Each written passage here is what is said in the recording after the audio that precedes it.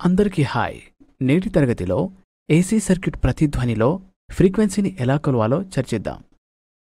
లక్ష్యం: ఈ వీడియో చివరిలో మీరు రెసిస్టర్, ఇండక్టర్ మరియు కెపాసిటర్లను సిరీస్కి కనెక్ట్ చేయవచ్చు. ఏసీ సిరీస్ సర్క్యూట్ రెజోనెన్స్లో ఫ్రీక్వెన్సీని కొలవగలుగుతారు. ముందుగా రెజోనెన్స్ ఫ్రీక్వెన్సీ గురించి చర్చిద్దాము. రెజొనెన్స్ ఫ్రీక్వెన్సీ అనేది యూనిటీ పవర్ ఫ్యాక్టర్ సంభవించినప్పుడు ఏసీ సర్క్యూట్ యొక్క ఫ్రీక్వెన్సీ సర్క్యూట్ని ఒక ఇండక్టర్ మరియు కెపాసిటర్ని కలిగి ఉంటుంది. ప్రతిధ్వని ఫ్రీక్వెన్సీ అనేది ఎఫ్ఆర్ ద్వారా సూచించబడుతుంది. రెసిస్టర్ ద్వారా ఏసీ పవర్ రెసిస్టర్ పంపబడినప్పుడు యూనిటీ పవర్ ఫ్యాక్టర్ ఉంటుంది, అంటే కరెంట్ మరియు వోల్టేజ్ ఒకే దశలో ఉంటాయి. ఇండక్టర్ ద్వారా ఏసీ పవర్ ఇండక్టర్ పంపబడినప్పుడు వెనుకబడిన శక్తి కారకం ఏర్పడుతుంది, అంటే కరెంట్ వోల్టేజ్పై కోణం ద్వారా లాక్ చేస్తుంది, మరియు దీనిని మనం ఇండక్టివ్ రియాక్టివ్ XL అని పిలుస్తాము. ఇది ప్రేరేపిత ప్రతిచర్య ద్వారా కనుక్కోవచ్చు. XL = 2πfL. కెపాసిటర్ ద్వారా ఏసీ పవర్ ఫ్యాక్టర్ పంపబడినప్పుడు ఒక ప్రముఖ పవర్ ఫ్యాక్టర్ ఏర్పడుతుంది, అంటే కరెంట్ వోల్టేజ్పై కోణం ద్వారా వదిలేస్తుంది, మరియు దీనిని మనం కెపాసిటివ్ ఇండక్టెన్స్ XC అని పిలుస్తాము. XC = 1/2πfC. ప్రతిధ్వని ఫ్రీక్వెన్సీ కెపాసిటివ్ రియాక్టెన్స్ పరిమాణంలో ఇండక్టివ్ రియాక్టెన్స్కు సమానంగా ఉన్నప్పుడు రెసొనెన్స్ ఫ్రీక్వెన్సీ ఏర్పడుతుంది.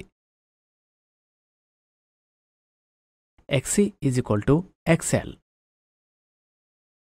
ప్రతిధ్వని వద్ద నికర ప్రతిచర్య Xnet 0 అవుతుంది, అంటే ఇంపెడెన్స్ సర్క్యూట్ యొక్క Z పూర్తిగా రెసిస్టివ్ Z R. ఇక్కడ R అనేది ప్రతిఘటన. ప్రతిధ్వని ఫ్రీక్వెన్సీని లెక్కించడానికి సూత్రం 1/2π√LC. L అనే ఇండక్టెన్స్, C అనేది కెపాసిటెన్స్. చిక్కులు: ప్రతిధ్వని వద్ద సర్క్యూట్ కనీస ఇంపెడెన్స్ స్థితిలో ఉంటుంది. ఇది ఇచ్చిన అనువర్తిత వోల్టేజ్ కోసం గరిష్ట కరెంట్ ప్రవహిస్తుంది. నిర్దిష్ట పౌనఃపున్యాలను పాస్ చేయడానికి లేదా నిరోధించడానికి ఫిల్టర్ సర్క్యూట్లలో ప్రతిధ్వని ఉపయోగించబడుతుంది. రేడియోలు మరియు కమ్యూనికేషన్ సిస్టంలలో సరైన పనితీరు కోసం నిర్దిష్ట ఫ్రీక్వెన్సీ ఎంపిక చేయబడిన ట్యూనింగ్ సర్క్యూట్లలో కూడా ఇది చాలా అవసరం.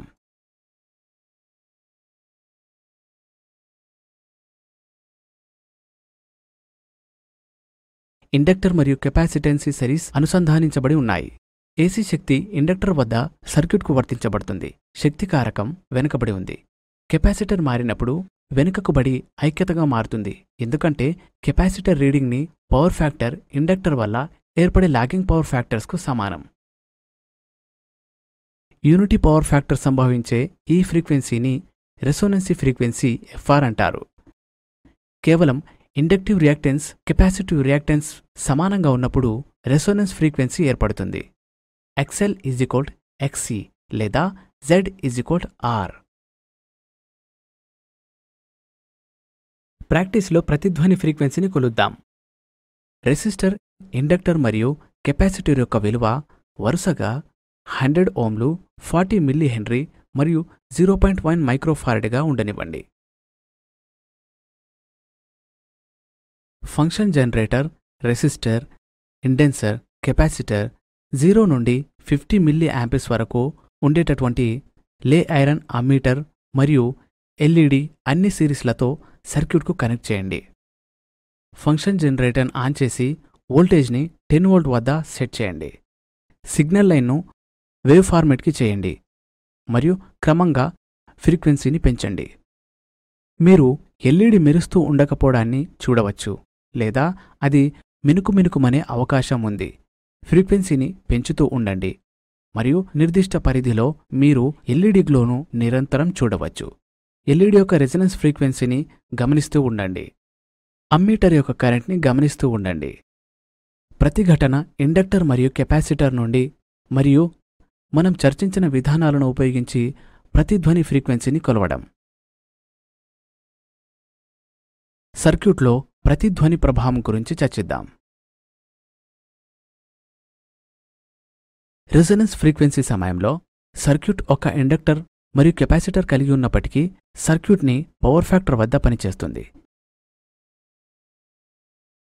ఇది సర్క్యూట్లోని మొత్తం ప్రతిచర్య చాలా తక్కువగా ఉందని చూపిస్తుంది. కాబట్టి సర్క్యూట్ ఇంపిడెన్స్లో తగ్గుతుంది మరియు కరెంట్ పెరుగుతుంది. సర్క్యూట్ రేఖాచిత్రంలో చూపిన విధంగా సర్క్యూట్ అంతటా CRO క్యాథోడ్ రేస్లో స్కోప్ని కనెక్ట్ చేయండి.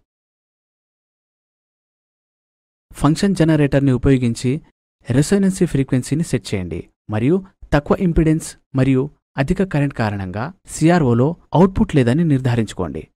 కాయిల్లోని రెసిస్టెన్స్ కారణంగా సర్క్యూట్లో ఉన్న లో వోల్టేజ్ మాత్రమే ఉంటుంది.